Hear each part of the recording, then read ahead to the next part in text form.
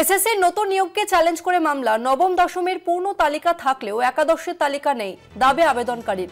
এসএসসিকে একাদশের পূর্ণ তালিকা প্রকাশের নির্দেশ হাইকোর্টের। পরীক্ষা কি হবে জানে না, নথি যাচাই নিয়ে ব্যস্ত। বিচারপতি অমৃতা সিনহা তিনি এই মন্তব্য করেছেন।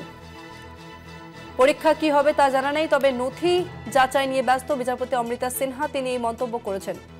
এসএসসিকে একাদশের পূর্ণ তালিকা প্রকাশের নির্দেশ হাইকোর্টের।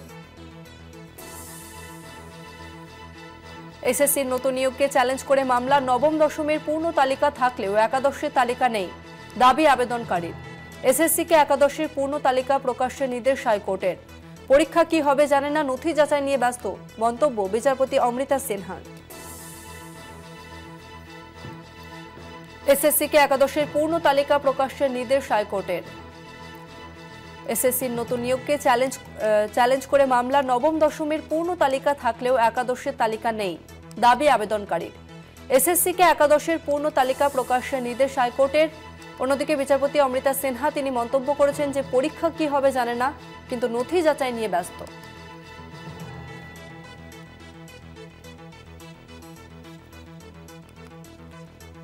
এসএসসিকে একাদশের পূর্ণ তালিকা প্রকাশের নির্দেশ হাইকোর্টের।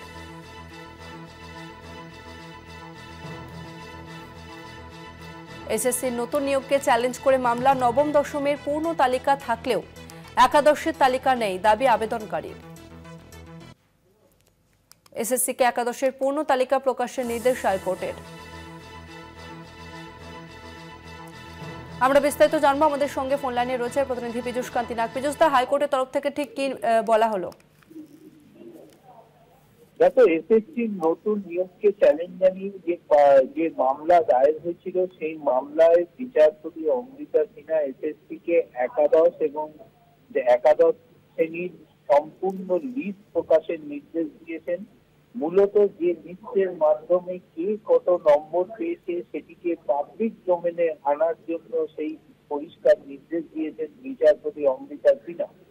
নবম, দশম, দ্বাদশ শ্রেণীর যে প্যানেল ও নম্বর, পূর্ণ নম্বরের লিস্ট থাকলেও তার একাদশ শ্রেণীর লিস্টে সম্পূর্ণ নম্বর কিন্তু নেই। অর্থাৎ শুধুমাত্র যে সমস্ত ক্যান্ডিডেট রয়েছেন তারাই তাদের নম্বর দেখতে পারবেন, অন্য ক্যান্ডিডেটদের নম্বর দেখা যাচ্ছে না। সম্পূর্ণ নম্বর সহ সম্পূর্ণ লিস্টটি পাবলিক ডোমেনে আনার নির্দেশ দিয়েছেন বিচারপতি অমৃতা সিনহা। এরপরেই বিচারপতি আইনজীবীদের উদ্দেশ্যে মন্তব্য করেছেন যে পরীক্ষায় কি হবে কেউ জানে না, আপনারা নথি যাচাইয়ে ব্যর্থ হয়ে পড়েছেন।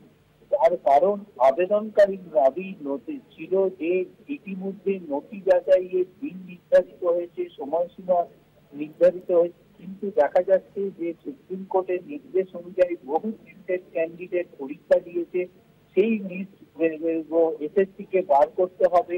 অর্থাৎ প্রিন্টেড ক্যান্ডিডেট সহ যে ইন্টারভিউ বোর্ডে রয়েছে তাদের প্রতিবন্ধী দাবি করলেও সম্পূর্ণ লিস্ট কিন্তু যাচাই করা হচ্ছে, সেখানে দেখা যাচ্ছে বহু প্রিন্টেড ক্যান্ডিডেট উপস্থিত রয়েছে। এসএসসির আইনজীবী পরিষ্কার জানান যে আইনজীবীকে বিচারপতি প্রশ্ন করেন যে এসএসসির কাছে কটা লিস্ট আছে আদালত দেখতে চায়, কে কে ইন্টারভিউতে অংশগ্রহণ করছে। আইনজীবী কল্যাণ বন্দ্যোপাধ্যায় দাবি করেন এসএসসি একটাই লিস্ট রয়েছে, সেটি প্রক্রিয়ার মধ্যে দিয়ে যাচ্ছে, এসএসসি কোনো অযোগ্যদের সুযোগ দেয়নি।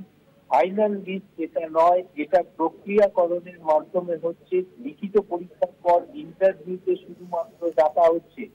এরপরে বিচারপতি অমৃতা সিনহা বলেন যে আদালতকে একটি লিস্ট দিতে হবে এবং একাদশের যে লিস্টটি নেই সেটিকে পাবলিক ডোমেনে আনতে হবে, সেই লিস্ট